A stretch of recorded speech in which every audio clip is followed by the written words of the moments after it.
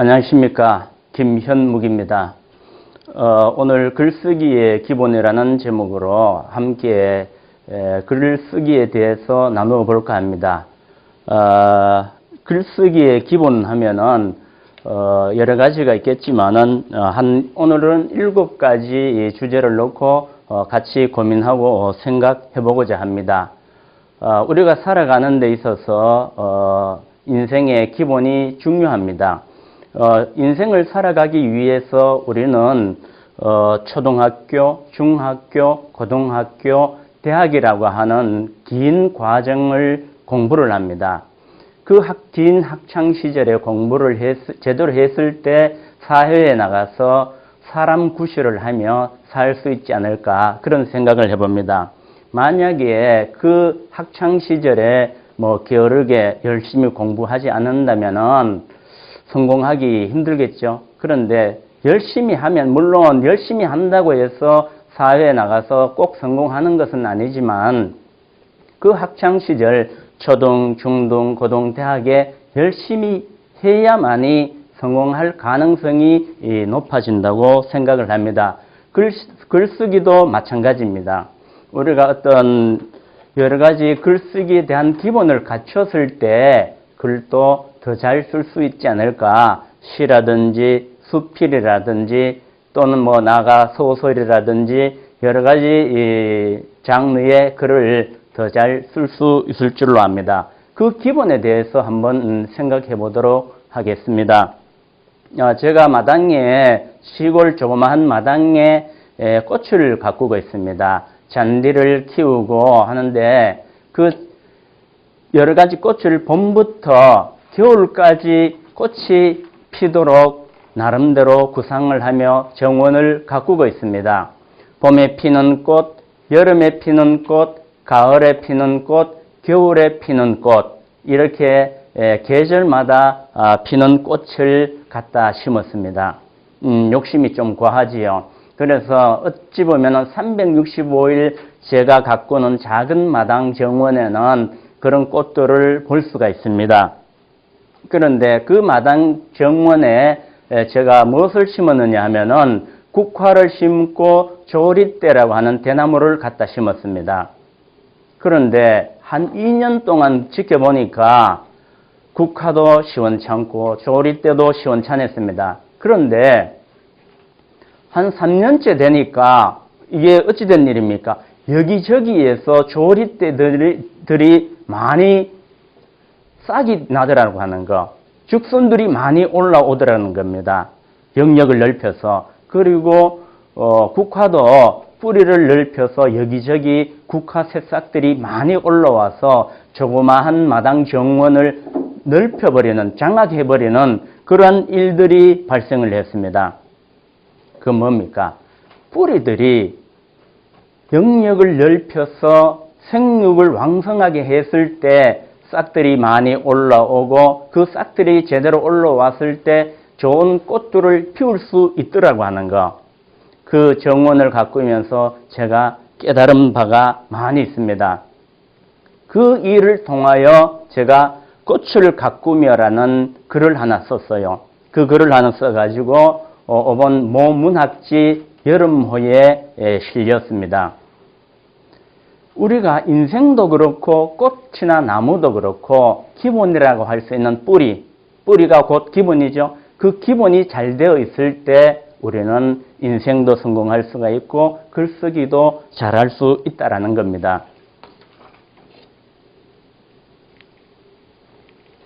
여러분, 이게 무슨 글자죠? impossible. 여러분들도 잘 알고 있듯이 불가능이라는 말입니다. 이 불가능. 그런데 이 불가능이라고 하는 단어에 여러분 점을 하나 찍으면은 이것이 단어가 완전히 달라진다는 겁니다. 이게 뭡니까? impossible. 나는 가능하다. 나는 할 수 있다라는 그런 내용으로 변화가 됩니다. 대부분의 사람들은 글쓰기가 어렵고 힘든다고 생각을 합니다. 솔직히 글쓰기가 힘들고 어렵습니다. 말은 잘하지만 말을 글로 써보라고 하면은 힘들어합니다. 글쓰기가 어렵고 힘들다고 생각하는 분들께 점 하나로 달라지는 이 영어 단어의 변화처럼 할 수 있다는 작은 생각을 통해 인생을 더 적극적으로 살아가는 변화가 있기를 바랍니다. 글을 써보고 싶으나 엄두를 내지 못하고 있는 분들께도 이 강의를 통해서 글을 써보고 싶다는 동기부여가 되고 서툴지만 혼자서 글을 쓰고 계시는 분들에게 조금 더 발전된 글쓰기 공부가 되기를 소망해 봅니다.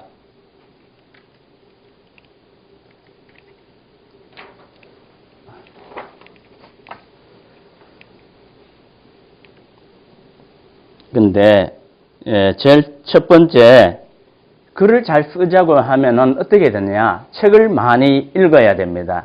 책을 많이 읽어야만이 쓸 것이 있다는 얘기죠. 그죠? 그런데 보통 사람들은 글은 쓰고 싶어 하는데 책을 많이 안 읽는 그런 경우를 많이 봅니다. 제가 젊은 시절에 많이 방황을 했습니다.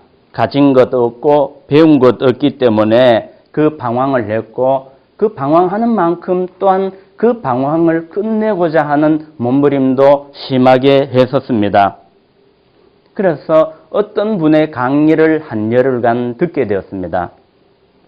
그분이 하시는 말씀 중에 신선한 충격을 받은 내용이 있는데 마중물이라고 하는 별거 아닌 내용입니다. 그 마중물이라고 하는 별거 아닌 그 내용에 제가 신선한 충격을 받았다는 겁니다. 그 마중물이 뭡니까? 옛날에 시골 마당에 가면은 펌프라고 하는 것이 있습니다. 그 펌프를 사용하다가 오랫동안 놔두게 되면은 그 펌프의 물이 자동으로 내려가 버립니다.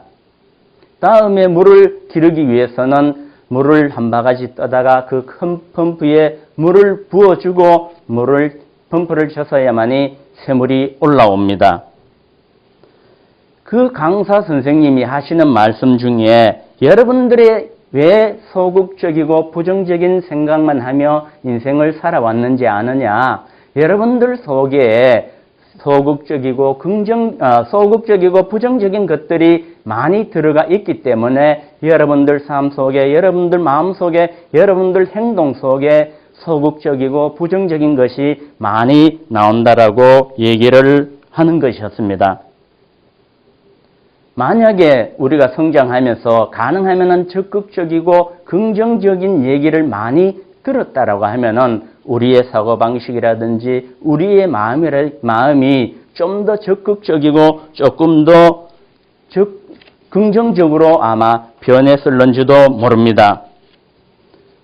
불행하게도 저는 어머니로부터 안 된다, 못한다는 이런 얘기를 상당히 많이 들으면서 자랐어요.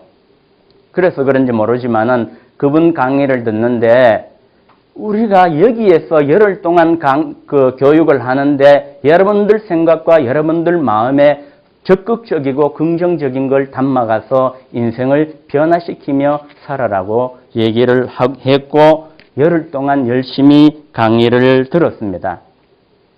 그 열흘 동안 적극적이고 긍정적인 강의를 듣고 훈련을 받고 나와서 정말 적극적이고 긍정적으로 인생을 개척해 왔습니다.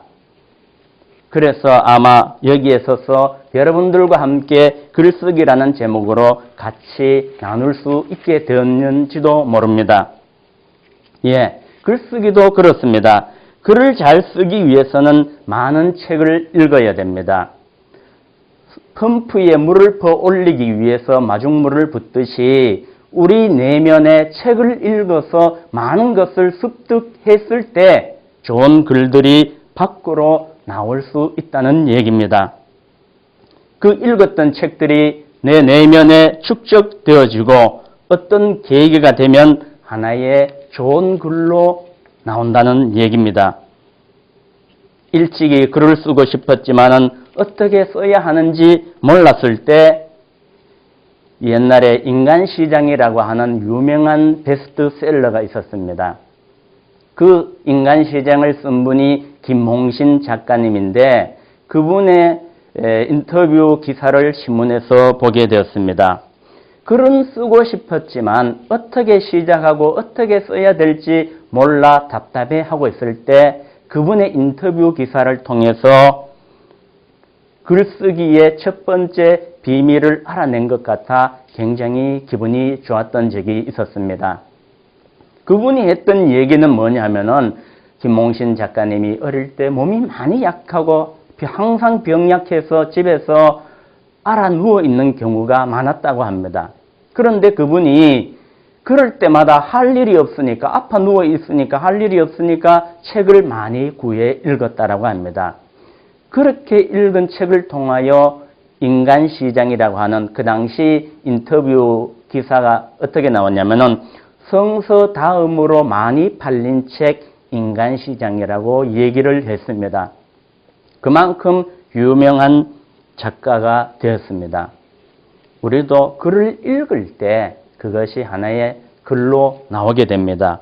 또 7, 80년대 유명했던 드라마 작가 김수연 선생님이 있습니다. 이분이 쓴 드라마는 나오는 것마다 히트를 쳐서 많은 사람들에게 인기를 끌었던 적이 있습니다. 이분도 김홍신 선생님처럼 이 김수연 작가님도 책을 열심히 읽었다고 합니다. 그 열심히 읽는 그 책을 통하여 글을 쓰기 시작했고 그 썼는 글마다 드라마로 만들어져서 공전의 히트를 치는 그러한 놀라운 일들이 일어나게 되었습니다. 책을 많이 읽어야만이 글을 많이 쓸 수가 있다는 거 하는 거. 그죠? 예.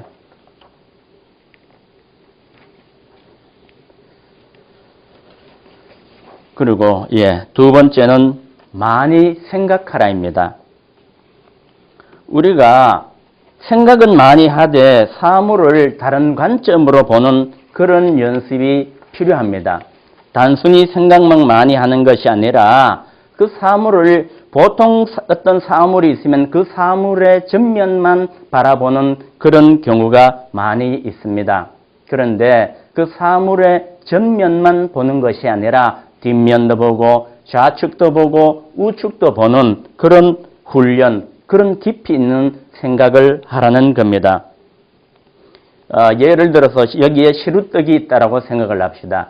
그 시루떡이 있는데 그 시루떡이 만들어지기까지의 과정들을 생각해 보라는 겁니다. 단순히 앞에 시루떡이 있다고 해서 이 시루떡이 맛있네, 시루떡이 모양이 좋네로서 그치는 것이 아니라 이 시루떡이 여기 오기까지 어떻게 됩니까? 농사하시는 분들은 벼농사를 지었고 그 탈곡을 해서 쌀을 찌어서 가루를 만들고 또 떡을 만드는 분들은 열심히 떡을 만들고 그러한 많은 사람들의 땀과 수고와 노력을 통하여 여기에 시루떡이 놓이게 됩니다. 그 모든 과정들을 종합적으로 전후 사정을 깊이 한번 생각해 볼 필요가 있다는 겁니다. 보통 사람들은 여기에 시루떡이 있으면 여기에 떡이 있네, 맛있네로 그쳐버립니다. 그러나 글을 쓰는 사람들은 그 모든 것들을 깊이 한번 그 이면들을 고민하고 그 이면들을 생각하고 더 깊이 알아보는 그런 생각해보는 그런 거기에다 자기 나름의 또 상상을 부여하는 그러한 습관들이 필요합니다. 또 하나 예를 들어 도자기라고 하는 것이 있습니다. 좋은 도자기가 여기 있으면은 그 도자기가 만들어지기까지 도공들이 흙을 반죽을 하죠. 흙을 반죽을 하고 또 만듭니다. 그 도자기를 만들고 어떻게 합니까? 초벌 구이를 하고 또 유약을 바르고 재벌 구이를 하고 또 나오는 것 중에 또 마음에 들지 않는 것은 또 깨어버리고 옳은 것만 세상에 내어놓습니다. 도자기를 만드는 도공들의 고뇌라든지 또 흙이 반죽되어지는 그 과정이라든지 또는 불 속에서 이것이 천도 넘게 익어가는 그 과정이라든지 또 이것이 도공의 그 따뜻한 손길을 통해서 여기 넣어지기까지의 그 많은 과정들을 생각하고 고민하고 그 이면들을 깊이 생각해보는 그런 연습과 훈련들이 필요합니다. 시인들은 꽃이라고 하는 하나의 시를 쓰기 위해서 하루 종일 꽃을 바라보는 훈련도 한다고 합니다. 솔직히 시라는 것이 어떤 영감을 통해 주어져야만이 쓸 수 있는 어려운 영역입니다. 하지만 무엇이든 부단한 노력 없이는 그저 얻어지는 것이 없습니다. 꽃에 대한 시를 쓰더라도 거기에 대해서 많은 생각을 해보며 많은 고민을 해보는 그러한 연습과 훈련이 필요하지 않을까 생각을 해봅니다. 또 하나 사물을 의인화해보는 그러한 습관이 필요합니다. 예를 들어서 나무가 있다. 그 나무가 있는데 요즘 날씨가 덥죠. 이 더운 여름 날씨에 밖에 계속 서 있으면 얼마나 힘들고 어렵겠어요. 그 나무에게 대화를 해보고 여름에는 뜨겁지만 겨울은 또 얼마나 춥겠습니까? 또 아무도 없는 지나가는 길손도 없는 곳에 외롭게 서 있다고 하면 그 나무는 또한 얼마나 외롭겠습니까? 나무를 사람처럼 생각해보는 그런 훈련, 그 나무와 대화를 나누어 보는 그런 훈련, 그런 깊이 있는 생각도 필요하다고 생각을 합니다. 바위도 한번 생각해 봅시다. 바위는 그 자리에서 일평생 꿈쩍 안 하고 있습니다. 그러나 그 바위를 의인화해서 사람처럼 생각해서 사람처럼 대화하고 고민을 해보는 그런 거. 유치환 시인님의 바위라는 시가 있습니다. 그 시에 보면은 오욕에 물들지 않는 바위가 되고 싶다라는 내용도 있습니다. 그 사랑에 쉽게 흔들리지 않는 그런 바위가 되고 싶다는 내용도 함께 있는 걸로 압니다. 바위든 나무든 우리 인간처럼 생각하고 인간처럼 대화를 해보고 생각해보는 그런 깊이 있고 많은 생각을 해보는 훈련들이 필요하지 않을까 생각을 해봅니다. 예, 이 시는 먼저 읽어보겠습니다. 흔들릴 때마다 게으를 때마다 떼약볕 아래 쉬지 않고 기임을 매던 그 모습 채찍되어 마음을 때린다. 다시 일어서게 하는 채찍이다. 이 시는 제 어머니를 생각하면서 쓴 어머니라고 하는 시의 둘째 연입니다. 첫 번째 연과 세 번째 연은 생략을 했는데 두 번째 연입니다. 여러분들 한번 상상을 해보십시오. 요즘처럼 어제 뉴스에 나오대요. 어느 지역에 40도를 올라갔다고, 온도가 40도를 올라갔다고. 40도를 올라가면 얼마나 뜨겁습니까?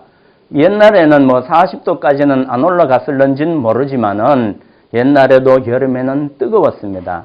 그 뜨거운 여름에 어머니가 들에 나가서 김을 맨다고 한번 생각해 보십시오. 저 들에 나가는 것 그 자체가 고통입니다. 그런데 그 고통을 감내하고 들에 나가서 풀을 뽑습니다. 하루 종일 뽑지요. 옷은 흠뻑 젖을 것이며 얼굴은 딱볕에 그을러질 것이며 몸은 녹초가 될 것입니다. 그런 어머니를 생각하면서 내가 허투루 살지 못한다고 하는 거. 어머니는 그 딱볕에 나가서 그렇게 고생을 하는데 내가 흔들릴 수도 없을 뿐더러 내가 게을러질 수도 없다는 고민을 하게 되는 거죠. 어머니가 직접 매를 들고 나를 때리는 것은 아니지만 어머니의 그 모습이 채찍이 되어서 내가 게을러질 때 나를 때리게 되고 내가 흔들릴 때마다 나를 때리는 채찍이 되더라고 하는 겁니다. 게을러지고 잘못된 길로 갈 수도 있었습니다. 젊은 시절에 조금 전에 방황했다는 얘기를 했습니다. 배우지 못했고 가난했기 때문에 미래에 대한 희망이 없고 그래서 좌절하고 방황했지만은 그렇다고 인생을 막 산 것이 아닙니다. 왜? 딱볕에 나가서 김을 매던 그 어머니의 모습이 있기 때문에 쉽게 내면의 방황은 있었지만은 그것이 행동으로 나타나지는 않고 내면의 고민으로 그쳤죠. 흔들릴 때마다 어머니를 생각하며 다시 바로 서고 게을러지고 싶고 나태해지고 싶었지만 그 어머니의 모습을 생각하면서 열심히 살아왔더라고 하는 거. 그렇게 해서 오늘 어머니의 시라는 한 편의 시가 나왔습니다. 지금은 농사가 참 쉽습니다. 왜? 대부분 밭에 비닐이 깔려져 있습니다. 비닐을 깔고 농사를 지으면은 좋은 점이 잡초를 안 뽑아도 돼요. 왜? 비닐을 깔아놓으면 뜨거워서 그 열기에 잡초가 잘 자라지 못합니다. 그리고 이 비닐이 보온 효과를 주기 때문에 그 안에 촉촉한 습기가 있기 때문에 식물이 자라는 알맞은 역할을 담당해 줍니다. 그래서 어쩌면은 비닐 농사가 시골 농사의 대혁명을 가져왔는지도 모릅니다. 그래서 지금은 옛날처럼 뜨거운 딱볕에 나가서 김을 맬 일이 별로 없어졌습니다. 천만 다행입니다. 그런데 이 본래 이 시는 제가 시를 써야 되겠다, 어머니에 대한 시를 써야 되겠다 고민을 할 때는 겨울입니다. 어머니가 보통 시골 사람들은 겨울에 밭에 나가서 김을 잘 매지 않습니다. 그런데 어머니는 겨울에 밭에 나가서 김을 맸어요. 그 모습을 고민을 하다가 과정은 이제 여름 딱볕으로 바뀌었는데 10월 달쯤 되면은 밭에 씨앗을 뿌리죠. 그러면 보리 씨앗이 싹이 올라옵니다. 그럼 11월 달쯤 이래 넘어가면은 어떻게 됩니까? 보리 싹이 자라는 만큼 풀도 같이 자랍니다. 대부분 사람들은 그렇게 그냥 겨울을 놔버려요. 그런데 어머니는 그게 그냥 두고 볼 수가 없었던지 11월 달 그 추운 겨울에 밭에 나가서 보리밭에 잡초를 뽑았습니다. 그 모습을 보고 추운 11월 말쯤 그 추운 계절에 아무도 없는 들판에 혼자 나가셔서 풀을 뽑는 그 모습이 가슴을 때리게 했고 그걸 매개체가 돼서 시를 쓰기 시작하게 되었다고 하는 거. 그래서 오늘 잘 쓰지는 못했지만 저 어머니라고 하는 시가 나오게 되었습니다. 예, 세 번째는 문장을 짧게 끊어서라입니다. 항순원님의 소나기를 참고하라고 제가 저기 써놨는데, 항순원님, 제가 중학과정을 배울 때입니다. 제가 정규중학교도 못 갔어요. 그죠? 근데 중학과정을 배울 때 항순원님의 그 소나기를 읽으면서 그 소나기의 주인공하고 내가 거의 일체가 되는 것 같아서 그 소나기를 아직도 굉장히 사랑하고 있습니다.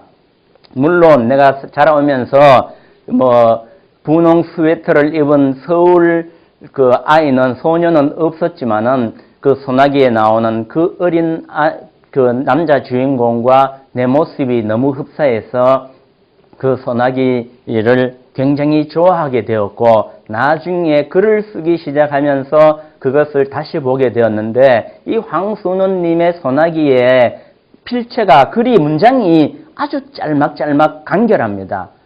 굉장히 좋아요. 보통 글을 읽어보면은 만년체다 장문 한 문장이 길어요. 긴데 그것이 참 읽기에 굉장히 피곤하고 사람을 지치게 만들거든요. 그런데 이 황순원님의 소나기는 아주 간결한 짧은 그 문장을 통해서 재미있는 한 편의 짧은 소설을 써내고 사람들에게 많은 감동을 주고 있습니다. 문장이 짧을 때 이해하기 쉽고 깔끔해 보입니다. 글을 쓰는데 문장의 길이에는 물론 제한이 없습니다.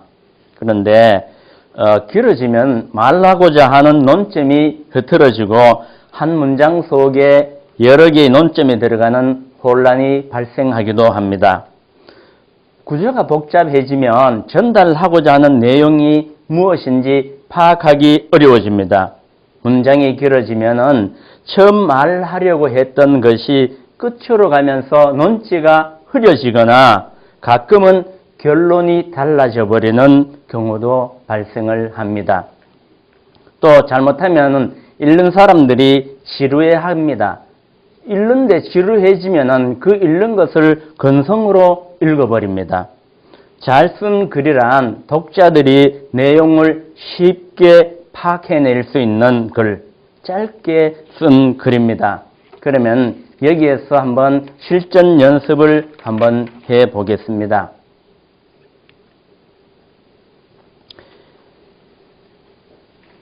그냥 이게 내 운명인가 보다 하고 순응하며 사는 것보다는 자기가 원치 않던 일이 닥쳤을 땐 이것은 내가 받아들일 숙명이 아니다 여겨질 땐 과감히 자신의 뜻대로 선택을 다시 해 밀고 나갈 수 있는 자신감이 필요한 것이다. 이게 한 문장이에요. 이거 누가 썼는 글인지는 모르겠습니다만은 제가 얘기하고자 하는 것은 짧게 쓰라고 했는데 이렇게 한 문장이 이렇게 길어져 버렸습니다. 여러분들 한번 써보세요. 이거를 짧게 한번 새로 써보십시오.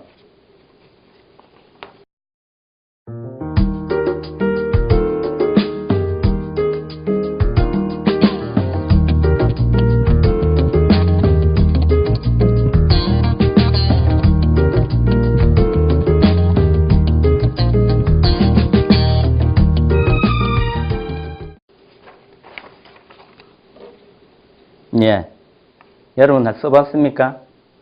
예, 제가 썼는 거 한번 보겠습니다.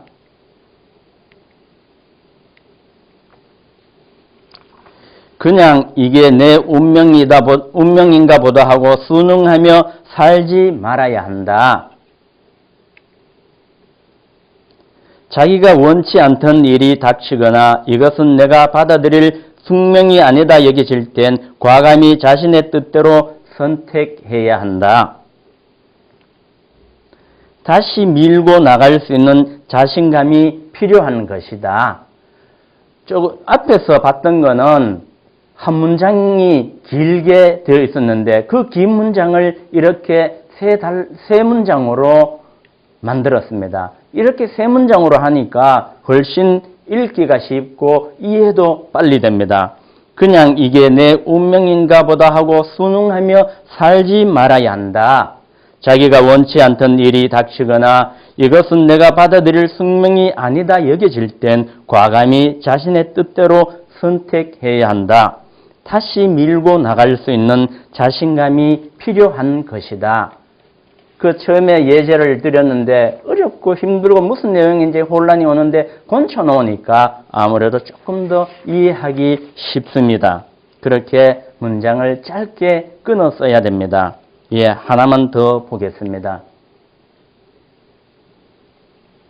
예, 여기에 물질적으로 풍요롭지만 정신적으로는 그렇지 못한 서구인들이 정신적 해탈과 마음의 평화를 얻기 위해 종교에 귀의한다는 것은 물질적인 행복 추구만으로는 인간이 만족할 수 없다는 것을 의미한다.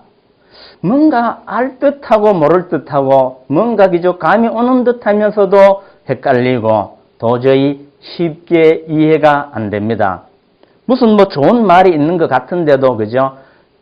바로 내 생각에 내 가슴에 와닿는 의미가 없어요. 왜? 내용은 좋은데 긴 문장으로 만들어 놨기 때문에 어렵습니다.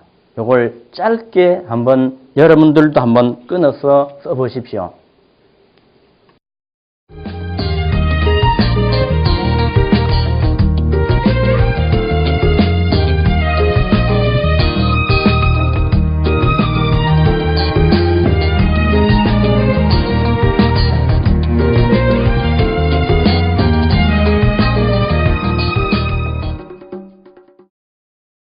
예, 써봤습니까? 제가 했는 거 한번 보겠습니다. 예. 물질적으로, 서구인들은 물질적으로 풍요롭지만 정신적으로는 그렇지 못하다. 대번 와닿죠? 그래서 정신적 해탈과 마음의 평화를 얻기 위해 종교에 귀의한다. 이것은 물질적인 행복 추구만으로는 인간이 만족할 수 없다는 것을 의미한다. 서구인들은 물질적으로 풍요롭지만 정신적으로는 그렇지 못하다. 그래서 정신적 해탈과 마음의 평화를 얻기 위해 종교에 귀의한다. 이것은 물질에서는 물질만으로 행복을 추구할 수 없는, 인간이 만족할 수 없다는 것을 의미한다. 예, 뭡니까? 서구인들은 물질적으로는 풍요롭지만은 마음은 공허해진다는 얘기죠. 물질이 많다는 건 뭡니까? 육신이 편하다는 얘기죠. 육신이 편하면은 행복해야 되는 거 아닙니까? 그런데 서구인들이 물질이 많아 육신은 편한데 이 내면은 알 수 없는 갈급함으로 몸부림쳤더란 얘기입니다. 그래서 서구인들은 종교에 귀의하게 되고 종교를 가지게 된다. 다른 말로 하면은 뭡니까? 물질만으로는 우리가 행복할 수 없다는 그런 이야기를 담고 있습니다. 처음 예제를 봤을 때 무슨 말인가 알 듯 모를 듯 했는데 이렇게 3개의 문장으로 다듬어 놓으니까 이해가 더 쉽습니다. 글을 쓸 때 우리가 가능하면 문장을 짧게 끊어 쓰는 그러한 훈련이 필요합니다. 예. 4번째, 나만의 표현을 하라. 가을이면 모두 황금 물결로 씁니다. 재밌는 얘기를 하나 할까요? 어떤 엿장수가 있었습니다. 그런데 이 엿장수가 엿을 굉장히 잘 팔아요. 그런데 어떤 분이 보니까 자기는 엿을 파는데 엿이 잘 안 팔립니다. 그래서 이 엿을 잘 파는 엿장수한테 와서 선생님, 제가 선생님으로 모실 테니까 엿을 잘 팔 수 있는 비법을 가르쳐 주십시오. 이렇게 얘기를 하니까 그 엿을 잘 파는 선생님이 줬어. 그럼 나를 따라다니면서 엿 파는 기술을 배우시오. 이렇게 얘기를 했습니다. 그래서 스승 엿장수와 제자 엿장수가 함께 엿을 팔러 나갔습니다. 그런데 엿통을 밀고 나갔죠. 엿통을 밀고 나갔는데 그 스승 되시는 분이 그렇게 얘기합니다. 둘이 먹다가 한 사람이 죽어도 모르는 호박엿이요 하고 소리를 지릅니다. 그러니까 이 제자는 또 그대로 따라했어요. 둘이 먹다가 한 사람이 죽어도 모르는 호박엿이요 하고 소리를 지릅니다. 그렇게 이 제자 엿장수는 스승님이 한 그 말을 죽으라고 외웠습니다. 그래서 또 그 말을 먹으려고 하는데 이 스승 엿장수가 어떤 말을 하냐면은 첫사랑의 맛처럼 새콤달콤한 호박엿이요 엿사시오 이렇게 얘기를 합니다. 실컷 둘이 먹다가 한 사람이 죽어도 모르는 호박엿이요 하고 외워놨는데 이 스승 엿장수가 또 다른 말을 해버리니까 제자 엿장수가 헷갈립니다. 그래, 좋다. 그러면은 또다시 2번째 문장도 외웠습니다. 첫사랑의 맛처럼 새콤달콤한 호박엿이요, 호박엿 사시오 하고 외웠습니다.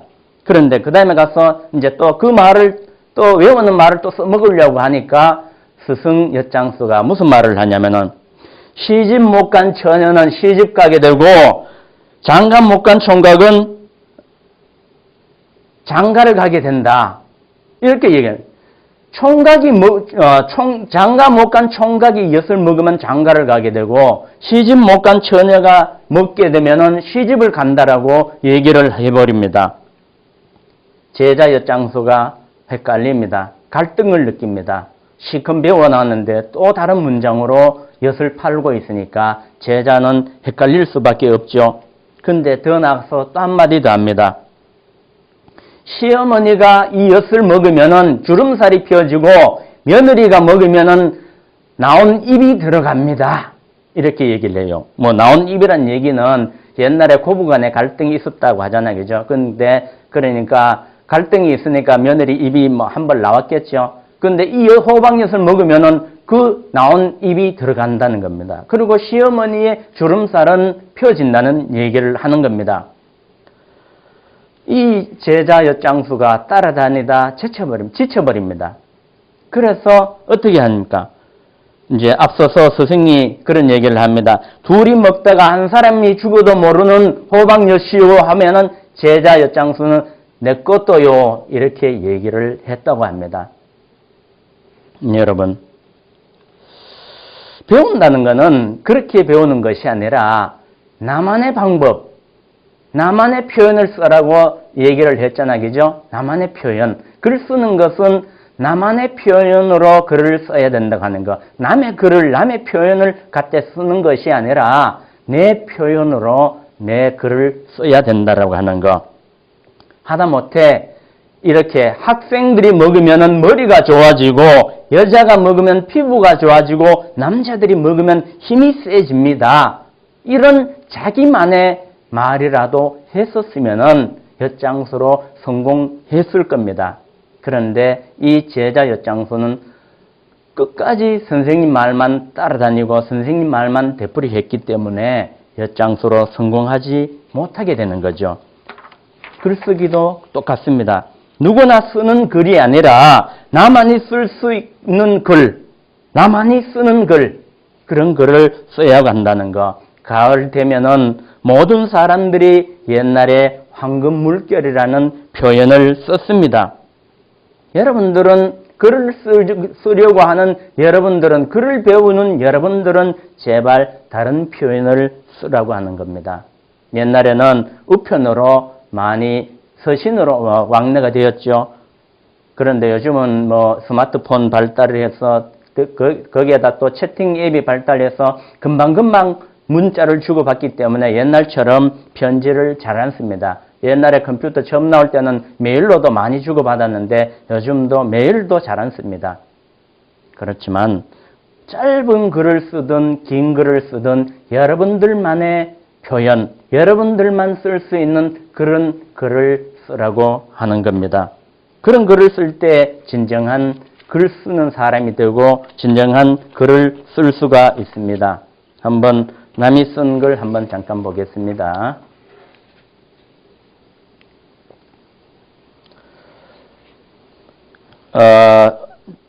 같이 글을 배우는 이정자님의 가을 서풍 중에서 글을 빌려왔습니다.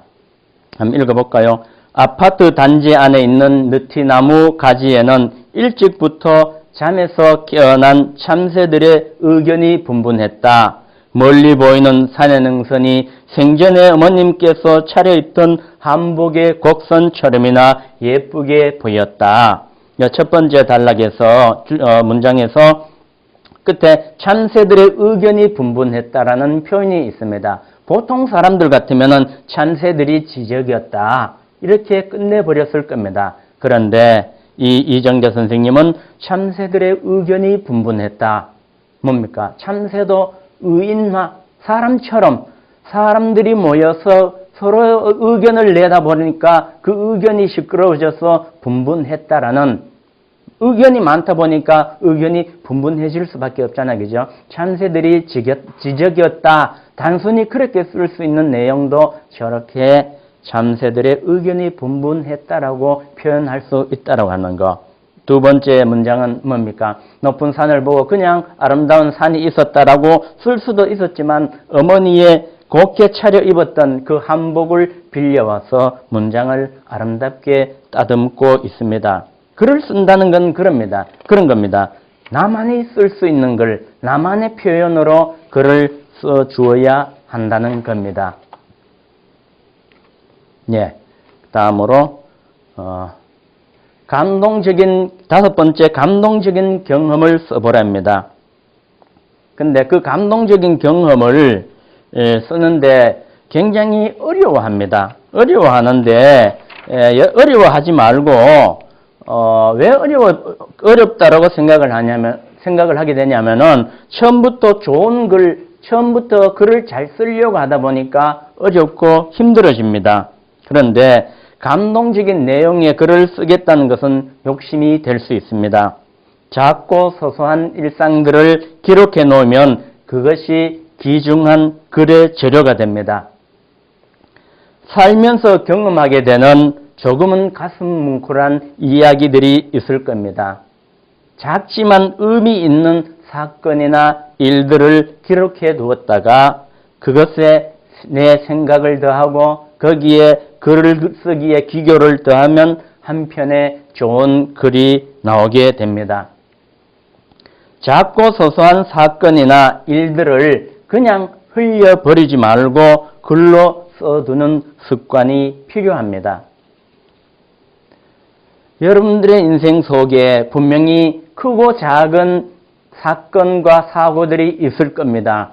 꼭 감동적인 것들만 써야 되겠다는 것이 아니라 여러분들 삶 속에 있었던 크고 작은 이야기, 슬펐던 일이라든지 기뻤던 일이라든지 아니면 나름대로의 어떤 감동을 주었던 가슴 뭉클했던 이야기라든지 이것을 하나의 글로 써 놓으라는 겁니다.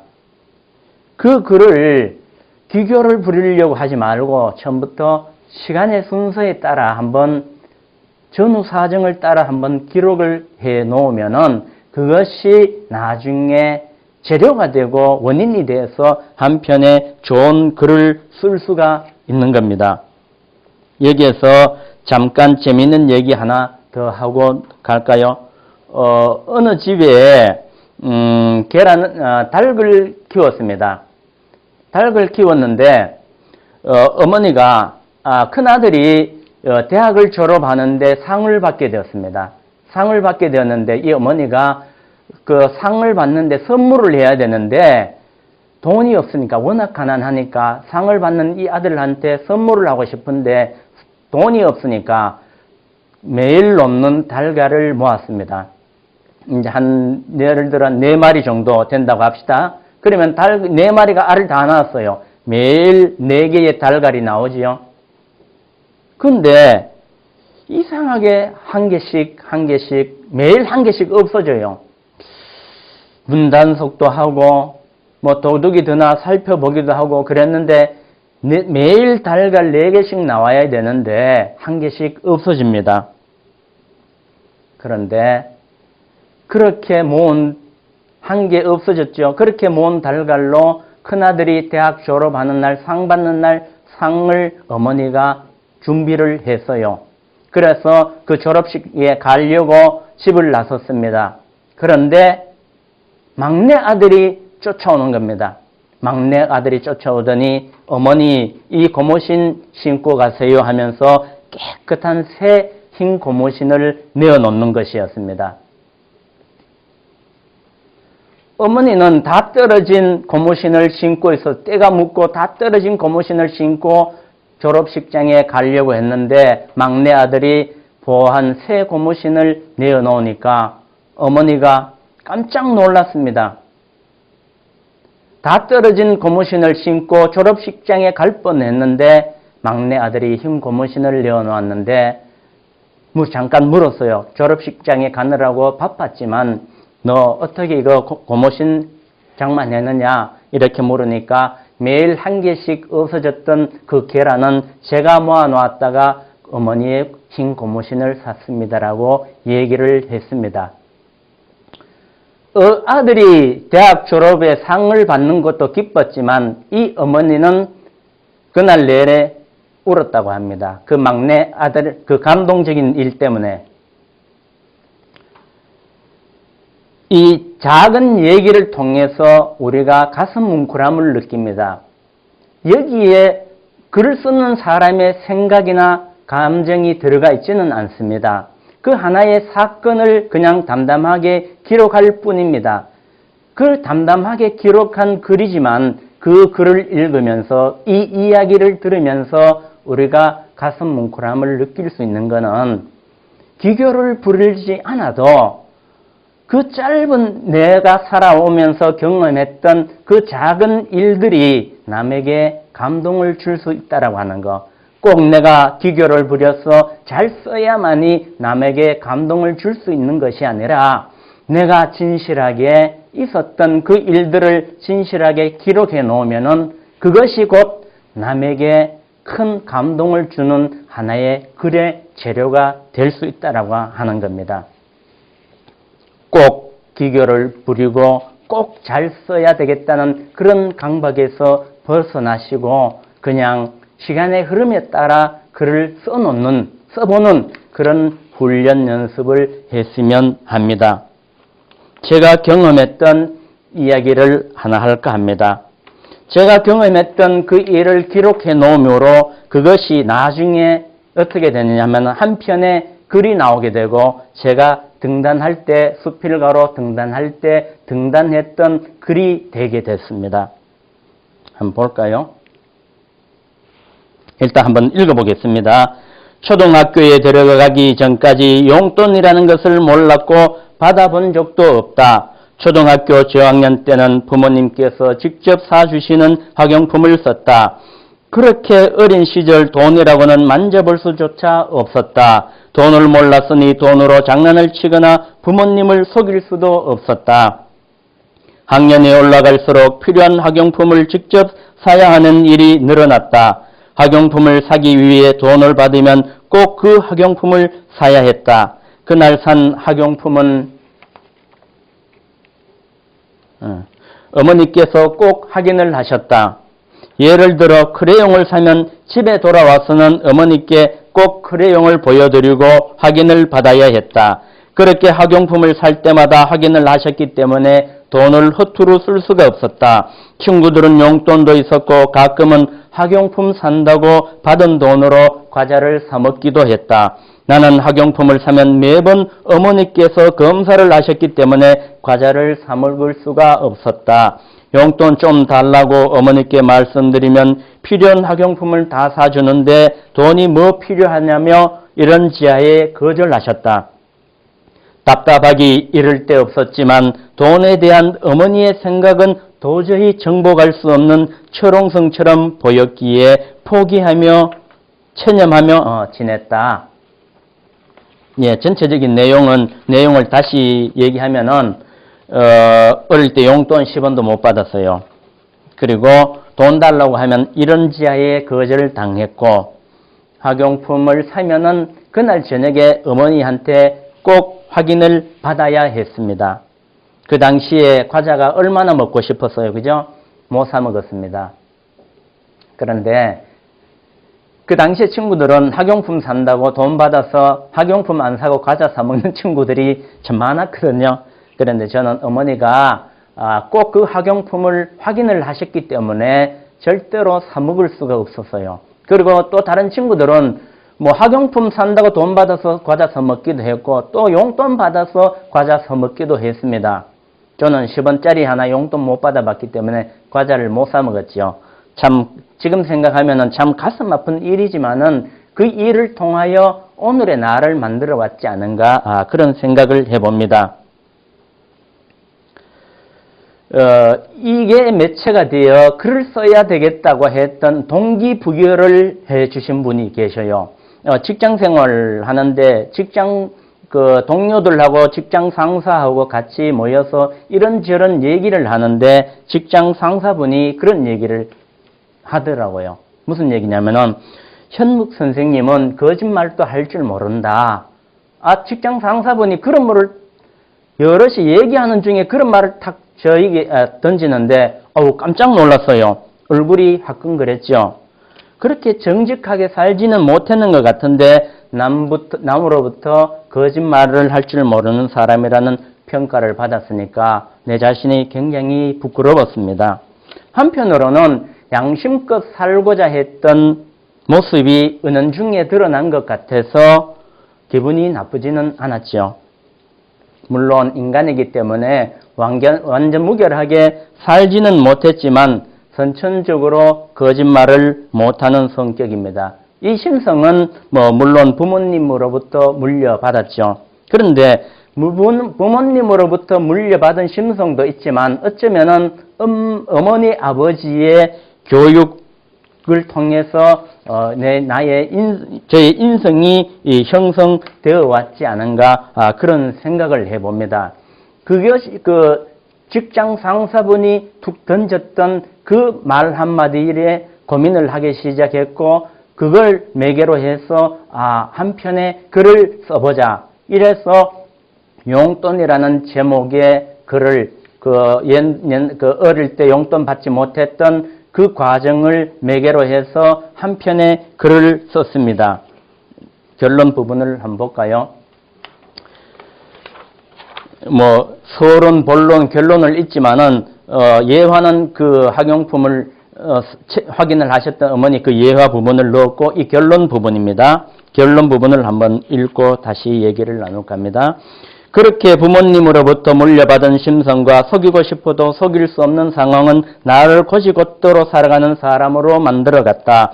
곧이곧대로 산다고 해서 더불어 살아가는 세상에 남들과 조화를 깨뜨릴 만큼 융통없음은 아니다. 곧이곧대로라는 말을 나쁘게 표현하면 융통성 없는 사람이 되지만 좋게 표현하면 선비정신이 아닐까 한다. 외롭지만 불의와 타협하지 않고 세상에서 배운 대로 생각하며 행동하는 올곧은 마음이다. 얼마나 많은 사람들이 바르게 살지 않았으면 바르게 살기 운동본부가 생기고 바르게 살자고 캠페인을 하는지 나로서는 남의 이야기처럼 들릴 뿐이다. 그럼에도 불구하고 아직도 매스컴을 떠들썩하게 하는 부정적인 뉴스가 많으며 불법과 탈법을 밥 먹듯이 하는 사람들이 있다는 사실에 서글퍼진다. 아울러 겉멋을 수에 능한 사람을 능력 있는 사람으로 대우하고 당연히 여기고 있는 사회 현상의 실소를 금할 수 없다. 그에 반하여 곧이곧대로 살려는 사람을 아직도 바보처럼 생각하는 투명하지 못한 세상이 안타까울 뿐이다. 지행일치라는 말이 있듯이 아는 것과 행동하는 것이 같도록 살아야겠다. 그렇게 살아갈 때 조금 더 밝고 투명한 세상이 만들어지리라 생각한다. 오늘도 검은 나와 끝없는 싸움을 하며 곧이곧대로 살아가려 애쓴다. 네, 이렇게 결론을 용돈이라는 제목의 긴 글의 결론 부분입니다. 학창시절에 용돈을 받지 못해 과자를 사 먹고 싶은데 사 먹지 못했던 힘들고 어려운 그 과정을 내 스스로 한번 너무 가슴 아픈 과거였기 때문에 그걸 그냥 글로 써놨다가 어느 계기가 돼서 그것이 한편의 글의 소재가 되고 재료가 되었다라고 하는 거죠. 여러분들이 살아오면서 느꼈던, 경험했던 좋았던 일, 슬펐던 일, 감동적이었던 일들이 분명히 있을 겁니다. 그걸 하나의 그냥 시간 순서에 따라 써놓으면은 이렇게 살을 붙이고 의미를 부여해서 한 편의 글이 나올 수 있다라고 하는 거. 제가 이 용돈이란 글로 등단했던 겁니다. 좀 의미가 남다른 글입니다. 하나 얘기를 더 할까요? 우리가 70년도에 초등학교를 다녔습니다. 근데 그 당시에 새마을운동이 한창 유행했고 또 나라에서는 잘 살기 운동으로 구판장을 권유를 했습니다. 그런데 우리 동네, 우리 마을에는 같은 우물을 먹는 가구 10가구가 있었습니다. 그 10가구가 모여서 우물계를 조직했고 그 우물계를 조직한 가정에서 구판장을 열었습니다. 한 달에 한 번씩 그 구판장을 돌아가면서 한 가정이 한 달에 한 번씩 가게를 보게 되었습니다. 그런데 한 달 한 가정에서 그 구판장을 맡아서 보게 되면은 한 달이 지나면 결산을 합니다. 결산을 하는데 이상하게 집집마다 돈이 비어요. 많이 비어요. 어떤 많이 비는 집에는 많이 비우고 조금 비는 집에는 조금 비지만은 전체적으로 우리가 구판장을 맡아서 우리 집에서 구판장을 맡아서 하기 전까지 집집마다 돈이 많이 비었기 때문에 그 집에서 돈을 물어넣는 그런 일들이 많이 발생을 했습니다. 그리고 마침내 우리 집에 구판장을 열게 되었습니다. 조금 전에도 얘기했지만 10원짜리 용돈 한 번 못 받았다고 했죠. 그런데 집에 과자가 진열이 되어 있습니다. 구판장에 그 당시에 과자며 생활필수품이며 그죠? 이런 음료수며 이런 것들이 진열되어 있잖아. 그죠? 자고 일어나면은 눈앞에 과자가 보입니다. 얼마나 먹고 싶었겠어. 그죠? 맨날 며칠을 참았습니다. 하루는 도저히 못 참아 10원짜리 과자를 몰래 집어들고 뒤안으로 갔습니다. 그 뒤안에서 과자를 허겁지겁 먹었죠. 떨면서 먹었죠. 그런데 웬일입니까? 어머니가 뒷문을 열고 제가 과자를 먹고 있는 뒷문으로 불쑥 들어오는 겁니다. 깜짝 놀랐죠. 그 당시에 과자를 다 먹어갔기 때문에 얼른 과자 봉지를 뭉치고 주머니에 과자 봉지를 슬며시 넣었습니다. 그렇게 한 달이 지나갔지요. 그 이후에 10원짜리 과자 한 번 먹고 그 이후에 과자를 못 먹었어요. 왜? 그날 어머니가 들어오시는 바람에 얼마나 놀랐는지 그 다음부터는 먹고 싶어도 과자를 도저히 못 먹었습니다. 그런데 결산하는 날이 다가왔습니다. 동네 청년, 똑똑한 청년을 불러 마지막 날 월말에 결산을 했습니다. 그런데 이상한 일이었어요. 10원짜리 하나 안 비어요. 집집마다 돈이 많이 비어서 집집마다 돈을 물어넣는 그런 상황들이 발생을 했는데 우리 집에서는 이상하게 10원짜리도 안 비는 겁니다. 그 동네 사람들이 못 믿지요. 집집마다 돈이 비었는데 우리 집에서는 돈이 안 비니까 그래서 이 회계하는 젊은 친구를 못 믿겠다 해서 다른 젊은 친구, 똑똑한 친구를 불러서 다시 회계를 맡겼습니다. 역시 계산을 해봤지만 10원짜리 하나 안 비었죠. 나중에 어머니한테 물어봤습니다. 내 과자를 10원짜리라면 땅을 먹었는데 왜 어떻게 해서 10원짜리가 10원이 안 빌 수가 있었지요? 라고 물었더니 어머니께서 하시는 말씀, 네, 너 과자 먹는 거 알고 있었다. 어머니 그걸 알고 어머니께서 자기 주머니에 돈을 10원짜리를 채워 넣었던 겁니다. 그래서 돈이 비지를 않았어요. 그 판장에서 운영하는 돈은 솔직히 공금이잖아요. 그죠? 그런데 집집마다 다 비었는데 우리 집에서는 안 비는 현상이 생기니까 다른 사람들이 우리 집을 보는 시선이 달랐겠죠. 좀 더 좋게 봤겠죠. 아이들이 분명히 저 동생하고 둘이나 있었는데도 과자 하나 없어지지 않았다는 결론이 나오니까 또 어머니가 굉장히 무서운 분입니다. 그런데 어머니가 그날 저에게 야단을 치지 않았다는 그 사실 하나만으로 저는 새로운 힘을 얻었고 어머니가 고마웠습니다. 물론 그 과자를 먹지 않았어. 그죠? 그 다음부터는 마시멜로 이야기 여러분들 잘 아시지요? 그 마시멜로를 먹지 않았던 아이들이 나중 세월이 흐른 다음에 더 크게 성공했다라는 이야기입니다. 그 어릴 때 과자를 앞에 두고 먹지 않았던 마시멜로 훈련을 저는 일찍이 했던 거죠. 참 어쩌면은 가슴 아픈 이야기일 수도 있습니다만은 오늘의 죄를 만들어 왔기 때문에 감사한 일인지도 모릅니다. 여러 가지 사설이 많이 들어갔습니다만은 제가 하고자 하는 얘기는 감동적인 이야기 아니더라도 슬펐던 이야기, 기뻤던 이야기, 크고 작은 의미가 있었던 일들을 기록해 놓으라고 하는 것. 그 기록을 통해서, 그 글쓰기를 통해서 나중에 생각을 더하고 마음을 더하고 느낌을 더하면 하나의 좋은 글로 나올 수 있다는 얘기를 하고 싶어 이렇게 사설이 조금 길어졌습니다. 예, 다음으로 6번째, 한 문장을 잘 써라. 한 문장이 모여서 한 단락이 되고 단락이 모이면 한 편의 글이 된다.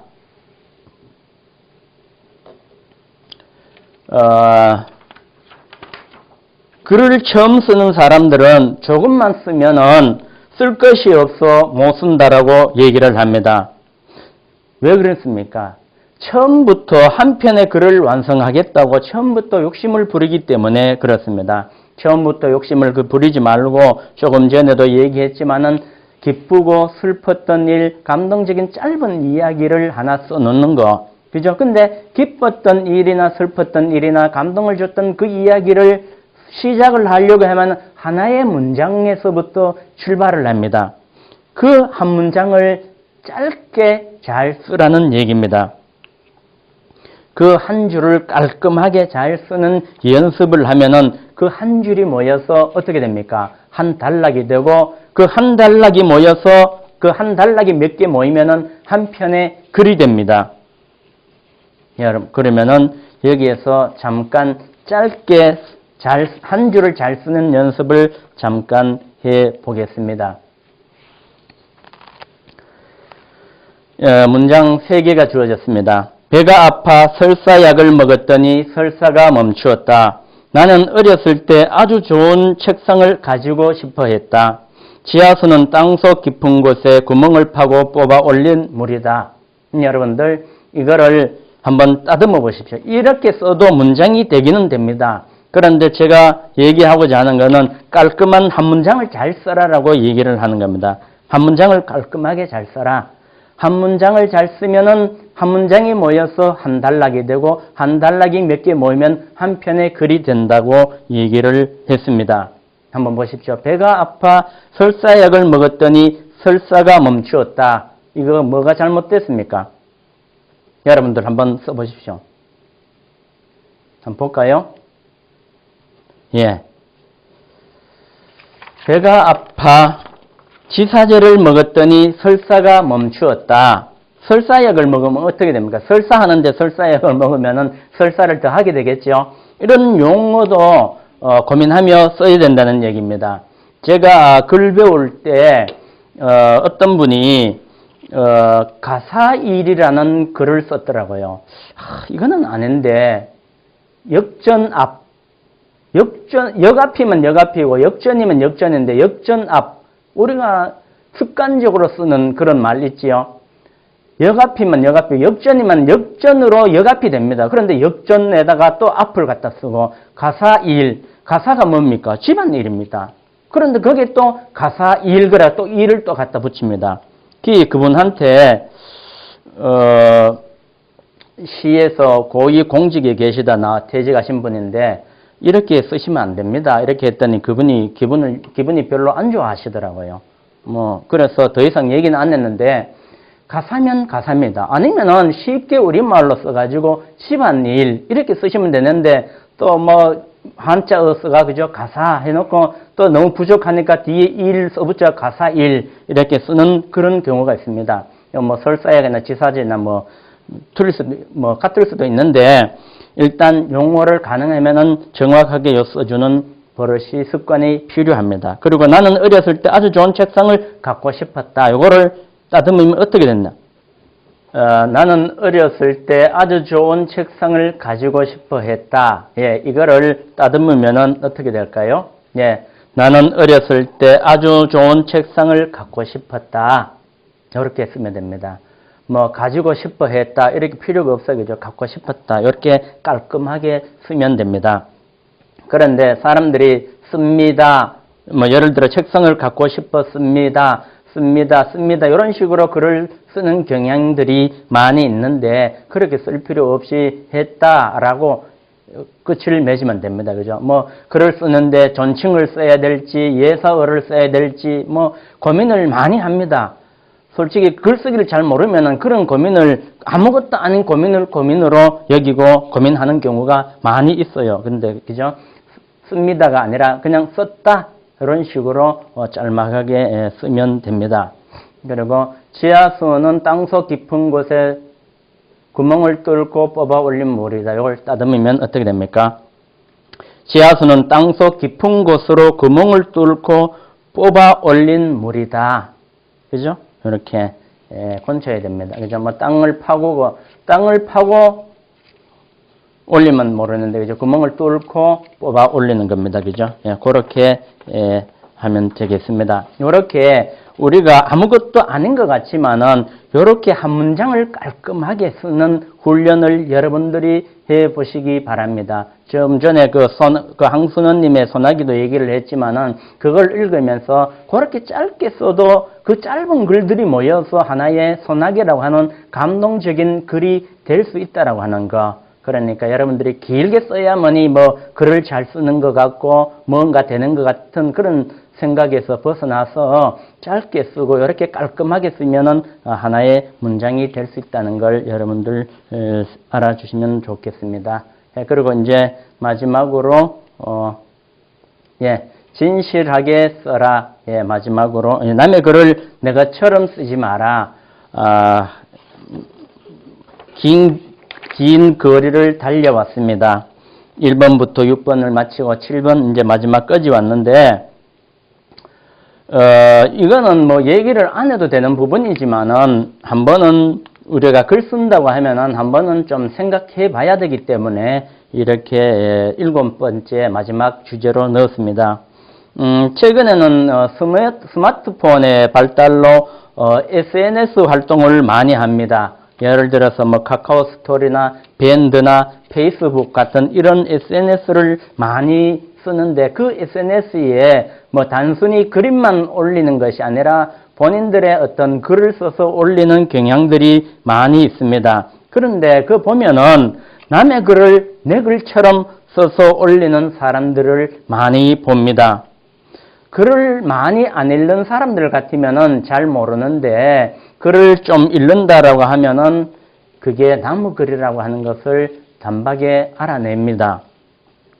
위에서 지적한 황금 물결이라는 단어만큼 최근에 보니까 또 많이 남의 글을 갖다 쓰는 것 중에 팝콘 터지듯 하다라는 말들이 있더라고요.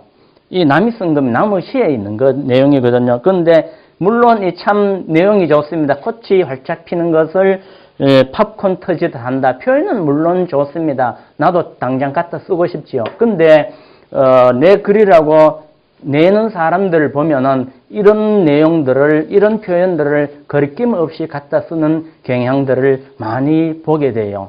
시에도 갖다 쓰고 수필 썼다고 하는 분들도 보니까 수필 속에도 이런 용어들이 들어가 있고, 조금 전에 제가 얘기했지만 나만의 길, 나만의 글, 나만의 느낌, 나만의 표현으로 글을 쓰라고 했는데 남의 표현을 이런 식으로 갖다 쓰면은 별로 안 좋죠. 그러면은 내가 발전하지 않고, 그죠? 남의 글을 쉽게 갖다 쓰는 것도 별로 좋은 일도 아닙니다.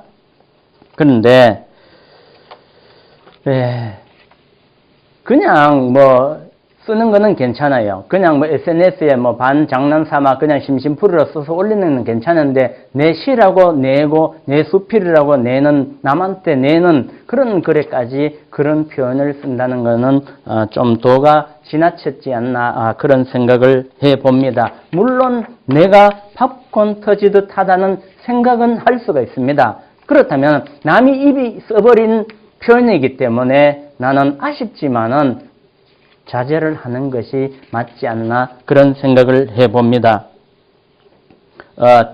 또 어떤 게 있냐면은 제가 잘 아는 분인데 이분이 책을 내신 분입니다. 좀 뭐 유명한 분인데 SNS에 바람 나는 대로 글을 써요. 이 바람 나는 대로 써놓으면 읽기가 쉬울 것 같고 이해도 더 잘 될 것 같은데 더 어렵더라고 하는 거. 바람 나는 대로 쭉 써놓으니까 무슨 내용인가 고민을 해야만이 그 내용을 더 쉽게 이해할 수 있는 그런 현상들도 발견을 합니다. 가능하면은 원 발음대로, 원 글대로, 그죠? 원 단어대로 써주는 것이 중요하다는 생각을 해봅니다. 그런데 또 바람 나는 대로만 쓰는 것이 아니라 쓸데없이 점찍기를 하는 분들이 있어요. 보면은 글을 쓰다가 뭐 점을 찍어야 될 때 안 찍어야 될 때 막 대고 마고 막 찍는 그런 모습들을 많이 봅니다. 그리고 또 어떤 게 있어요? 줄임말, 그죠? 반갑습니다 이렇게 써야 되는데 뭐 반가 쓰고 그냥 채팅하는 데는 그런 용어를 쓸 수가 있죠. 뭐 빨리빨리 대화가 이루어져야 되니까. 그런데 SNS상에서 올리는 글 속에 가능하면 그런 표현들은 안 쓰는 것이 좋다. 그것이 뭐냐면 습관이 됩니다. 습관이 되기 때문에 그게 습관이 되면은 긴 글을 쓰고 싶어도 자꾸 그런 표현들이 그 글 속에 살아나오기 때문에 그런 표현들을 쓰고 싶어지기 때문에 글을 망치고 글의 수준을 떨어뜨릴 수가 있습니다. 그러니까 가능하면은 줄임말이라든지 뭐 속어라든지 은어라든지 이런 거는 가능하면은 쓰지 말고 또 점은 꼭 찍어야 될 때만 찍는 그런 습관을 길러야 되겠습니다. 그리고 남의 시나 남의 글을 복사해 올 때는 가능하면은 원작자를 표기해 주라고 하는 거. 분명히 이 글은 남의 글인데 써놓고 작자가 없어요. 자기 것처럼 하는, 물론 모르겠습니다. 자기 것처럼은 하지 않는다라고 하더라도 우리 예의상 남의 글, 남의 시를 따오면은 예의상 그렇게 표시해 주는 것이 맞습니다. 뭐 긴 글을 갖다 썼는데 그 원작자 이름 글자 석자 쓴다고 힘들고 어려운 거는 아니잖아, 그죠? 그런데 그거를 빼버리는 경향들이 많이 있습니다. 그거는 상식이 아니라고 생각을 합니다. 그리고 자기가 쓰는 글의 내용도 진실해야 된다고 하는 거. 사람들이 자기가 경험했다라고 써놨는데 보면은 자기 경험이 아닌 것들이 많이 있어요. 그건 아니지요. 예를 들어 저도 들은 얘기입니다만은 옛날에 그 어린이 백일장에 수필 그 산문이 있었다고 합니다.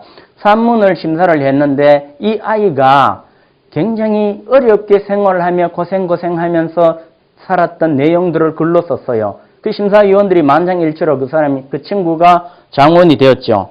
그런데 심사날, 그 시상하는 날, 시상을 하려고 기다렸는데, 웬거나 삐까번쩍하는 자가용을 타고 화려한 세련된 어머니를 대동하고 그 시상식장에 나타나더라는 겁니다. 그래서 이 심사위원들이 굉장히 고민을 했답니다. 이 시상을 바로 줘야 되냐 말아야 되냐 고민을 했다는 얘기를 들었습니다. 심사위원들이 그 글을 장원으로 뽑았을 때는 이 어린 친구가 힘들고 어려운 역경을 거치면서 꿋꿋하게 잘 살아왔기 때문에 그래도 글에 뭐 물론 내용도 좋았겠지만은 어떤 기교도 좋았겠지만은 그 의미가 가상해서 상을 줬는데 보니까 허구더라고 하는 거. 자기는 잘 살고 있고 심지어 그 없던 그 시절에 자가용까지 타고 세련된 어머니를 동반해 시상식장에 왔다는 거는 거짓말을 했다는 얘기죠. 그죠? 글은 가능하면 진실하게 내 얘기를 바로 쓰라고 하는 거. 그죠? 그 진실을 벗어난 글은 아무리 감동을 주더라도 나중에 그게 탈로 나게 돼 있고, 그죠? 별로 안 좋은 겁니다. 그러니까, 물론 요즘 뭐 그렇게 투명한 세상에 그렇게 뭐 거짓말로 글을 쓰는 경향은 없겠지만은 그래도 혹시 높아심에 다시 한번 짚고 넘어가고자 합니다.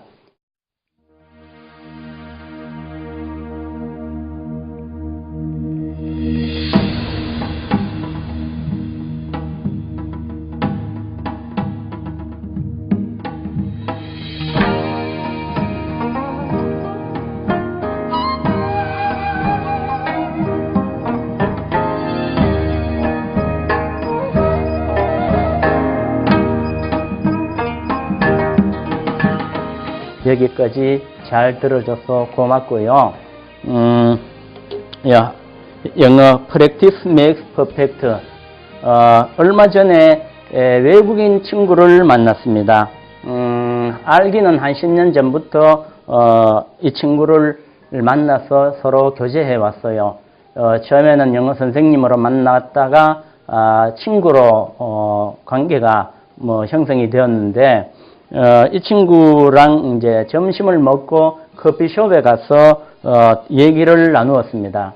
얘기를 나누는 중에 내가 요즘 무슨 공부를 한다. 공부를 하는데 내가 내 자신 참 머리 좋다고 생각을 하는데 요즘은 옛날처럼 잘 안 돼가지고 한 번 하고 두 번 하고 세 번 하고 자꾸 되풀이해서 한다. 이렇게 얘기를 하니까 이 친구가 대뜸 한 말이 practice makes perfect 이런 말을 쓰더라고요. 그 처음에 이 make란 말을 잘 말아먹었어요. 우리는 make 하는데, 그죠? practice makes perfect 하니까 make를 잘 말아먹었는데, 연습이 완전함을 만든다는 얘기죠. 그 친구가 참 좋은 얘기를 해줬다는 생각을 합니다. 이 글쓰기도 그렇습니다. 글쓰기도 무엇이든지 연습을 통해 이 연습이 완전함을 만들어낸다고 하는 거죠. 글도 잘 쓰기 위해서는 연습이 필요합니다. 어떤 연습? 다시 되풀이하자면은 책을 읽는 연습이 필요하고 또 작은 이야기도 써보는 그런 연습이 필요합니다. 그런 훈련이 필요합니다. 그죠? 남의 것도 또 많이 읽어봐야 되겠죠? 그렇게 읽고 쓰는 연습을 통해서 그렇게 읽고 쓰다 보면은 나만의 또 방법이, 나만의 기교가 또 생기게 됩니다.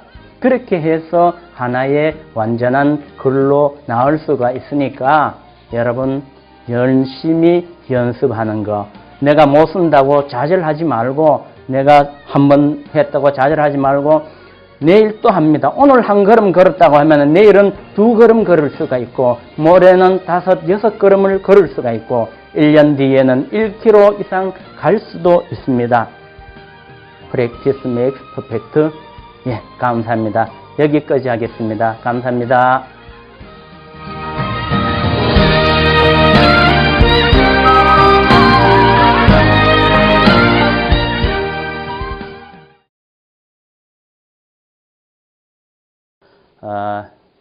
일단 노래하고 다시. 예. 다시 가겠습니다. 네, 끊어주시고. 아이고.